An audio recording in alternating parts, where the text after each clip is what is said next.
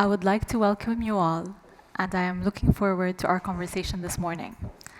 Over the course of the past year, the Women's Pavilion has become the sacred space for Irthi Contemporary Crafts Council and many other organizations, allowing us to come together, connect, and discuss diverse topics relevant to shaping our future cultures, while embracing our very own cultural imperfections. Today marks Irthi Contemporary Crafts Council's first panel talk in collaboration with Cartier on the future of heritage cultures, which aims to cultivate, contextualize, connect, and reorient our existing perspectives of the way we visualize and interpret culture, while shedding light on the commonalities between both Emirati and French craftswomen and the solutions they find to ensure the survival and the transmission of their respective heritages. The panelists will be sharing their personal experiences on how various creative projects that work on supporting craftswomen have influenced our social constructs over the past years and will in turn influence our future culture. I'm Farah Nasri, and I'm currently managing the curation and design of Irthi Contemporary Crafts Council, as well as its file with the UNESCO Creative Cities Network for the craft of Telli. I'm pleased to introduce you today to Faisal Tabara, Associate Dean at the American University of Sharjah and the co-founder of Architecture and Other Things Studio, as well as Abdullah Al-Mullah, architect and founder of Mullah. We also have on the call Mehronisa Asad, who's the creative director at Studio Lel, who's joining us from Pakistan, and Alexa Abital, director of the High Jewelry Workshop at Cartier, who is joining us from France. Alexa, we'd be happy to hear your introduction before we start our discussion for today. Thank you, Alexa. You're welcome. Hello, everybody. I'm speaking from France today. And I'm really happy to join this conference to speak about our vision of craft as a maison. Craft is written in our DNA, and it's the pillar of our history for Cartier. We have gathered all the craftsmanships in our high jewelry workshop, starting from jewelry, setting, polishing, lapidary, who are people cutting the stones, glyptic, people carving and engraving the stones, sculpture, casting, watchmaking, purse stringing, and many others. And these people are creating exceptional pieces on which they spend at minimum 1,500 hours, which is around 1 year of work minimum, innovating all the time to reach the designer's expectations. So our craft is based on handmade know-how, using traditional tools and techniques, and all these tools and techniques are inherited from the past, sometimes dating back to centuries-old traditions. Jewelry craftsmanships, they have been crossing times, being of course influenced by different artistic movements, but its fundamentals in terms of techniques and gestures are the same since ages. I can take an example of techniques like casting, with the lost wax process we are still using today. It was a technique used 3,000 years ago, and even some researchers showed that it may have existed since 6,000 years ago. Jewelers are still using traditional tools also today. They were using in the past centuries. So even if there was no more electricity in our workshop, we believe that our jewels will still be able to complete their job. However, a number of new technologies contribute to making certain type of work easier and more accessible today, like lasers, for example, which are helping to solder elements between themselves.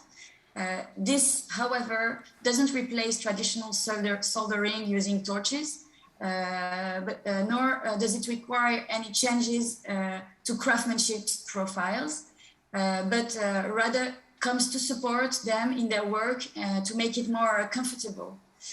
On the contrary, some other technologies like computer-assisted design, they have led to the emergence of new profiles with new competencies since 10 to 15 years that we are integrated in our workshops. So we'll say that bringing technology into jewelry has not fundamentally changed the way Cartier's jewelry workshop works. And it's in fact a competitive advantage to be able to maintain a high proportion of traditional handmade jewels, because these jewels, they have a soul related to this handiwork. And we believe that all this handiwork helps to create some very slight imperfection in our jewels that the naked eye cannot see, but this assemble of slight imperfection is creating a harmony that will generate the emotions in our jewels. So saying that, I need to add that Cartier is really involved in preserving the savoir-faire over the time, and we believe that as jewelry is mainly an oral tradition, that very few technical manual or books exist to explain all the processes. We are closely working with the schools of jewelry and proposing a lot of trainings and apprenticeship to the younger generation to ensure that we will preserve this such specific know-how. We also have an internal school in Cartier, which is called the Institute Cartier. And this institute is training our craftsmen in all the jewelry-related positions, giving them the opportunities to train themselves all along their career. So therefore, Cartier is very optimistic as to the preservation of the heritage and know-how, and even in our times of rapid technological changes. It's been my mission in the past 10 years to ensure that there is no breakup in the jewelry work, but rather that then technology is part of the continuity of its development. So I would like to take the opportunity to thank you for this conference today, because I believe that exchanging our point of view around craft and all around the world will contribute to preserving this heritage for the next generation.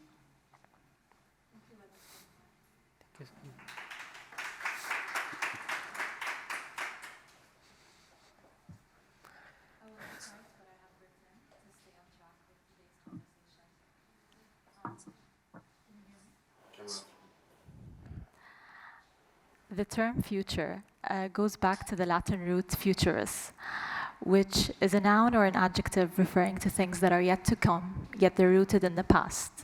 The term heritage, from the Latin hereditas, is defined by UNESCO as our legacy from the past, what we live with today, and what we pass on to future generations. The term culture is derived from the Latin verb collere, meaning to cultivate or to nurture. Let's imagine for a split second a future without any cultural heritage. There will be no such thing as identity. Identity as a concept is shaped by communities. Craft communities are the pillar of societies and heritage cultures. They define a culture's know-how, its trade, its taste, as well as its psychological, emotional, and physical needs and systems. I would like to invite you all to define craft in the way that you see is being practiced in your organizations as a professor, an architect, and a designer. I'd like to first turn to Meher and see how craft is actually signifying to you and to Lel and to the Pakistani artisans and the Afghani artisan refugees who are supported by Lel on a day-to-day basis.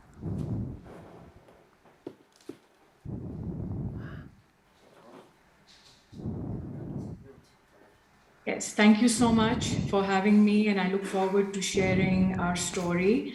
So in the case of Lael, this would be an excellent example of when tangible and intangible cultural heritage crosses over national borders due to war and conflict. So to give you a background story, Lael was founded by my mother roughly 3 decades ago, when she began to collaborate with a displaced master artisan from Afghanistan in our hometown, Peshawar. This led to a 10-year relationship between her and the artisan, during which time they created some exceptional works in pietra dura. Now, to tell you a little bit about pietra dura, it is a technique which dates back to 16th century Florence, So when it originated in Florence, it spread very quickly across Europe and then south to Russia and Iran, Afghanistan, and South Asia, which is Pakistan and India. This was during the reign of the Mughal emperors. And the technique was used in many architectural monuments and historic buildings. So at LEL, what we're dedicated to doing is not only preserving this art form, but also reinterpreting and innovating within the medium. And so over the course of the last 3 decades, we have been able to develop signature techniques at LEL that bring together different techniques such as the Chinese cloisonne and the scagliola, which is also an Italian technique, and merge these with pietra dura, which is stone inlay, as I just mentioned.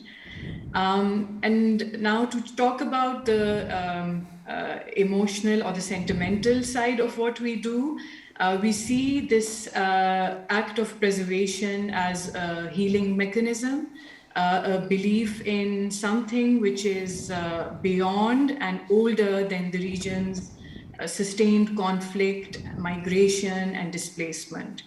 And to the Afghan refugees that we work with, we feel that there is something of home to hold on to. So we feel like that is a very important part of what we do. Thank you, Maher. Faisal, how would you say that craft is translated in your work? So, I think maybe 2 ways to answer this question is how the craft is made and then what craft does. So if we think about how we approach craft, it starts with lore or stories. So it's integrating lore, it's with historical practices, as well as some form of technology, right? So technology has become understood as purely bits and atoms, but it really isn't. And now we use the word low tech, but it really isn't low tech when it was technology before, right? So if we think of these 3 components, there has to be some form of narrative, or the word we've been using recently is lore, because it could almost become myth, right? Lore can be real, can be imaginary, can be myth, but it's valid. Looking back into how historical practices have built on this lore and what we can do today with technologies. What craft does, so if this is how craft is made, what we think craft does is the objects or the things that are coming out of this trifecta must communicate something about either the material, cultural, or even environmental context in which it was created. So it is made in some integration of history and technology, but communicates both a historical context and how that one is moving forward. And what about you, Abdullah, as a practicing architect in the UAE? How do you see crafts being translated in your work? I think as an architect it becomes a bit different, because usually when you think of craft, you're thinking of small scale, handmade stuff, but as an architect, you're building larger scale buildings.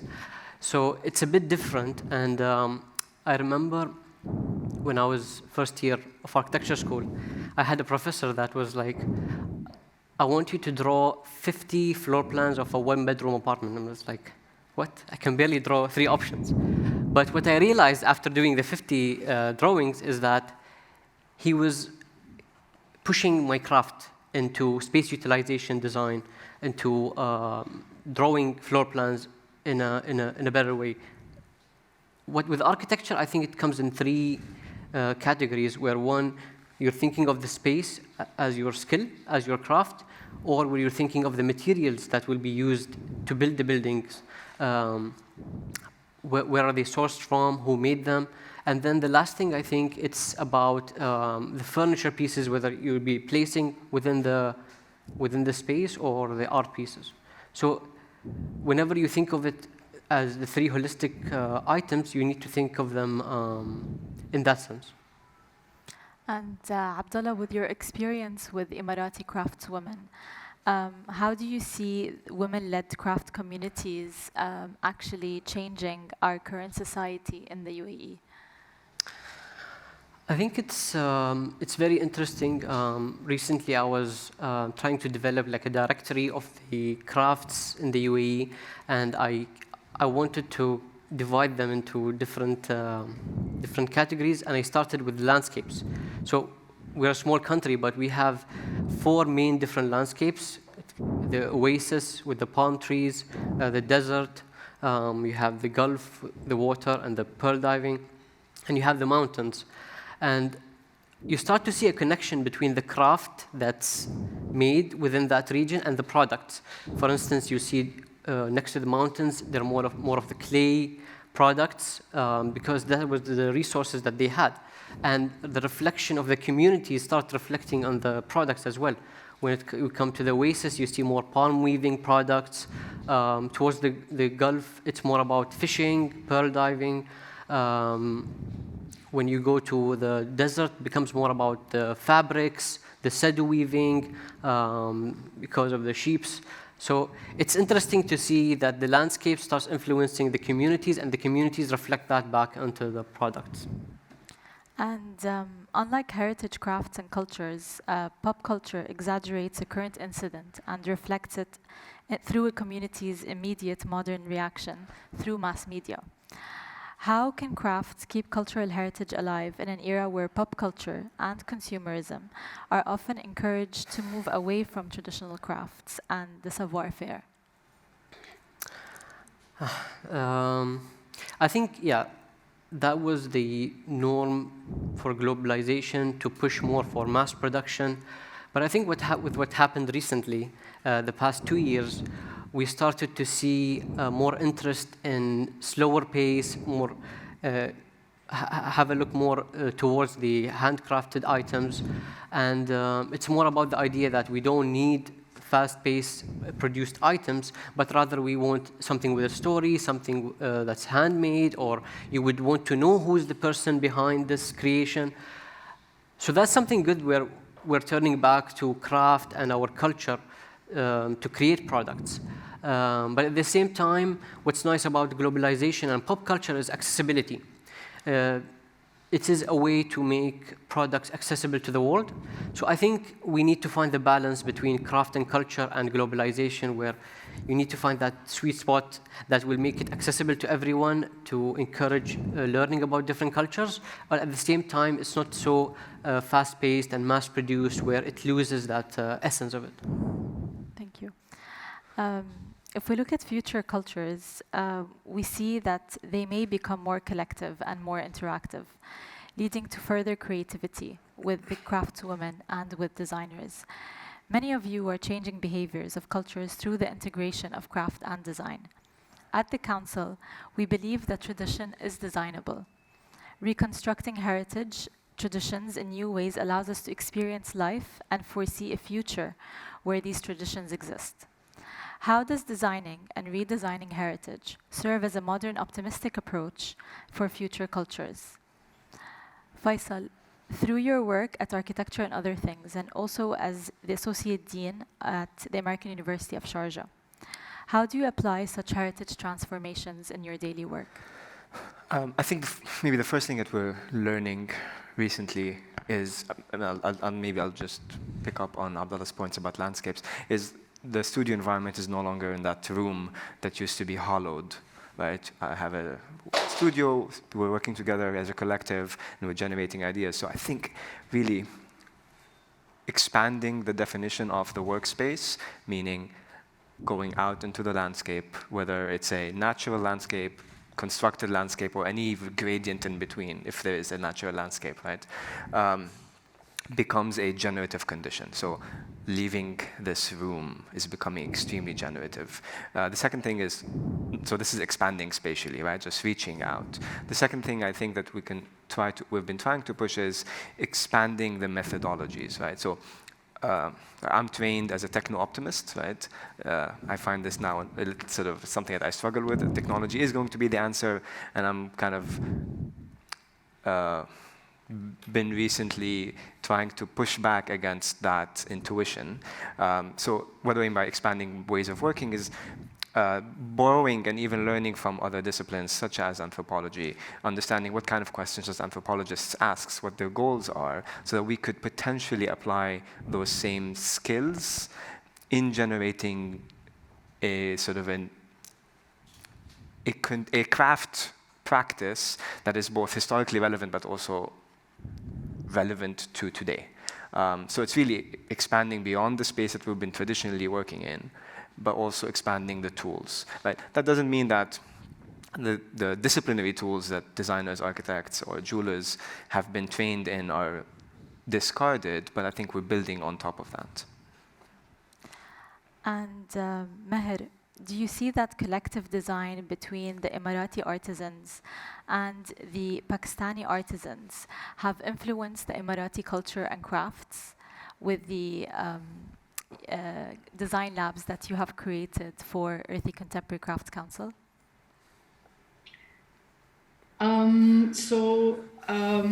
I feel that collaborations are wonderful because they infuse kind of a fresh perspective, a fresh energy into what you do. So I think it's been, I hope it's been a two-way process because for the artisans at LEL, it has definitely, the exchange of knowledge has been very valuable.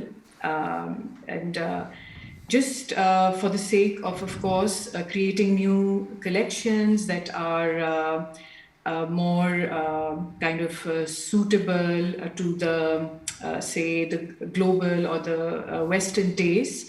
But also I feel it's instrumental in changing perceptions about the region that we come from.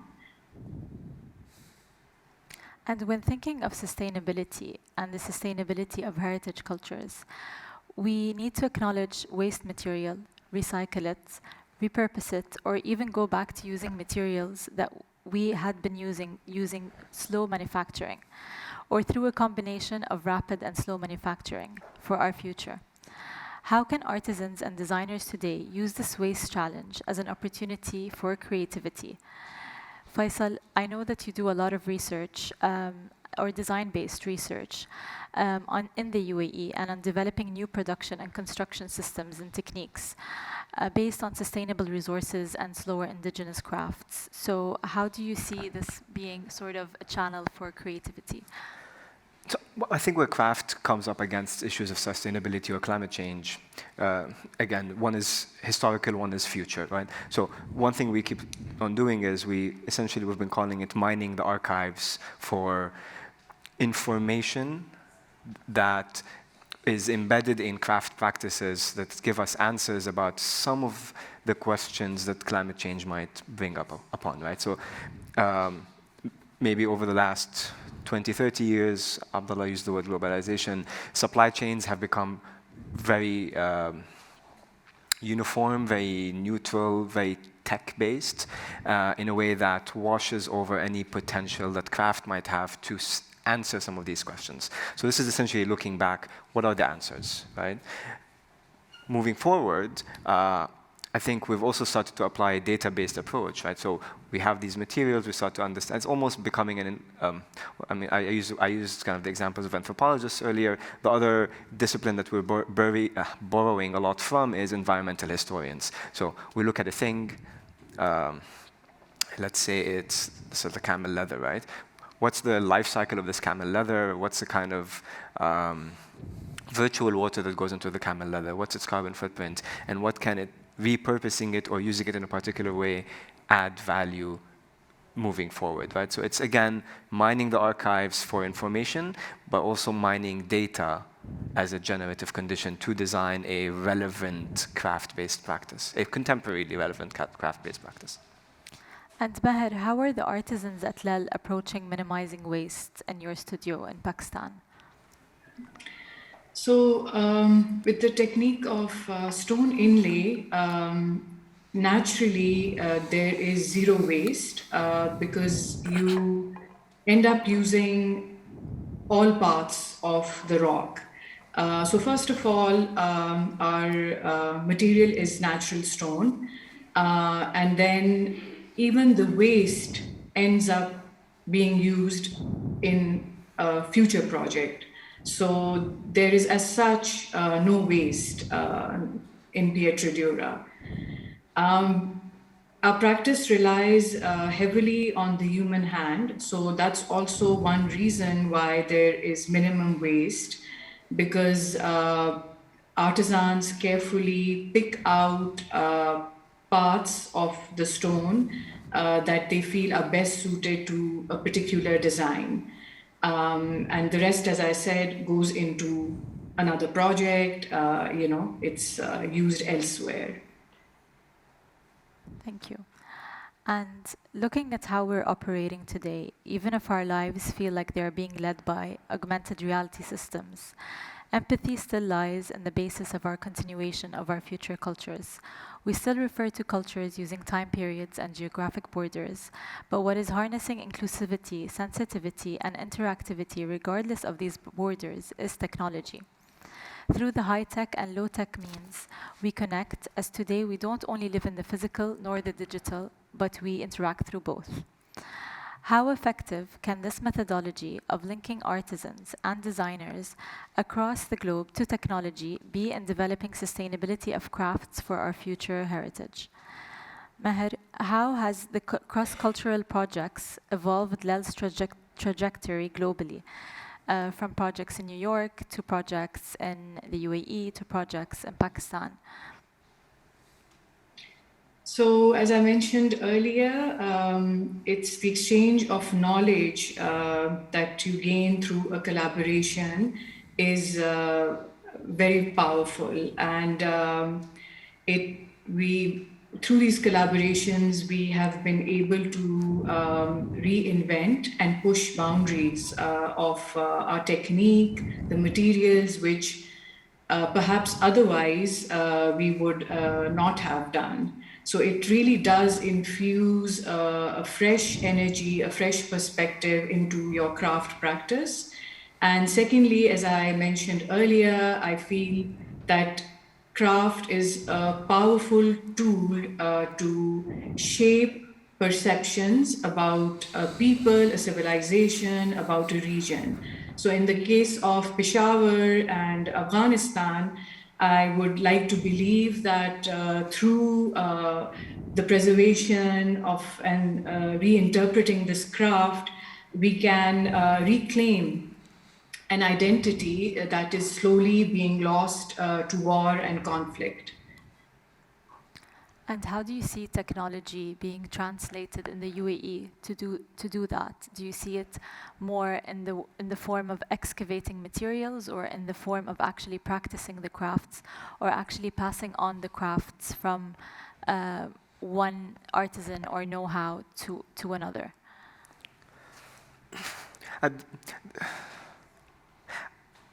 I mean, the attitude that I've been taking, and this is kind of like, I'm just thinking off the top of my head, is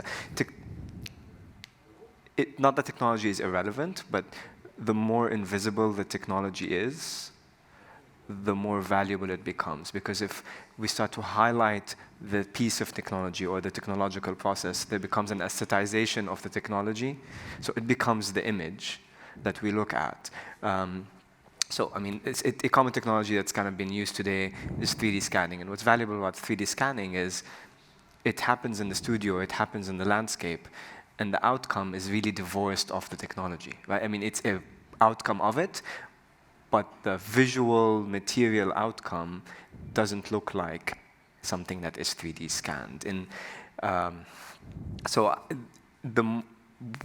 Again, as a techno-optimist, I'm finding it difficult to completely get rid of bits and atoms. It's just how I'm built, or how the studio is essentially built. But we're starting to find technologies that don't have to take center stage, so that the craft outcome takes center stage. And I think it becomes a tool. Technology becomes just a tool for the outcome that you want to deliver, whether it was the visual outcome, the emotional outcome. So it doesn't matter as long as it helps you through that path. And what do you think is actually going to support designers to utilize crafts today? because, as you know, crafts takes a longer time to implement. It's much more costly. It's handmade. A lot of designers maybe don't get to generate projects because of a higher budget or a longer timeline. So how do you see designers maybe going around such a topic in order for them to actually build on it for the future? I think mainly in the beginning, designers need two things, accessibility and documentation. So first we need to be more accessible with the craft communities. As designers, we can't be just sitting or in your offices or wherever, but you need to be more engaged with the craft people and how they're using their craft. And then documentation, because it's something that needs to live on for ages forward. But when it comes to budgeting and timeline, I think it needs to be a mitigation between both, where as a designer, it's good to be forced to slow down, but at the same time, as a craft, you need to have a look at, it's good to stay within your craft, true to your craft, but you still need to see other techniques and how it could help you. I remember the project we were working on with Irthi, where we were working with the clay vases, and the craft people there, they had less of knowledge about certain techniques, and we had to kind of consult other clay experts from different parts of the world. And I think at that moment where that spark of global craft exchange happened, that's where it helps both the designers and the craft people to push the boundaries and to create better outcomes. Unlearning is really hard, right? Like at the studio, even in kind of my teaching, something that I've been struggling with for more than 10 years is unlearning some of the useful but mainstream practices that just everyone, this baseline practice that all designers should know. So the really simple answer could be that there has to be a grassroots integration of crafts education in design schools, right? Because what's happening is that designers are, as he's suggesting, they're learning it at the time where the project comes. So there's a steep learning curve, there's a steep unlearning curve, because you have to reject some other knowledge that you already know, or hide some other knowledge that you already know. And then you have to consume new knowledge. So if we could start that much earlier, so that when the project comes, at least there's a base knowledge. It's not necessarily that the designers have to manually do the work, but they have to be familiar with the struggles of doing the work. I'll leave it open for you, Maher, if you would like to add any other closing line before we wrap up our talk. Sure. So just a last thought that we've actually also kind of grappled with this question of do you move towards machine cut inlay, which, there are now machines such as the water jets, where they're like 3D printers for marble. So you can essentially feed in a drawing and it will give you perfect cutouts of stone that you can then manually put together. But so we struggled with that question for several years, and then we decided that Lail is all about detail and the human touch. Just to add to the other two panelists, we decided that we could integrate technology. We can pick and choose carefully where we want to integrate technology. For example, a big part of the process is stencil cutting. And for larger projects and for very detailed projects, just cutting out stencils by hand can sometimes take weeks. So we very recently have started using laser cutters for stencil cutting, but we still rely on the human hand for the stone cutting, the selection of the stone, and so that we are able to retain the inherent quality and the soul that is so valuable in our work. That's it. Thank you. We are now reaching the end of our conversation. And thank you all so much. And thank you to our speakers for being here today. While globalization drives us to ponder on the future of our cultural heritage and what our culture beholds, it is only by delving deeply into the potential of our local talents, our local artisans, our local designers, and our local creatives within our own communities that we realize the potential of our cultural heritage. Thank you all for being here today and for taking part in Irthi's and Cartier's activation.